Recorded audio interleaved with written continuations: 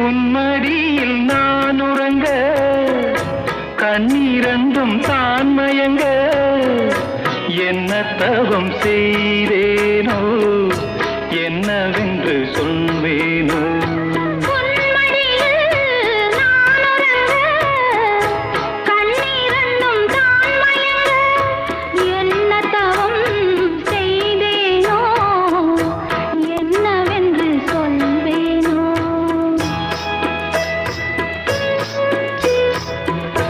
ஏழ் பிறப்பும் இணைந்திருக்கும்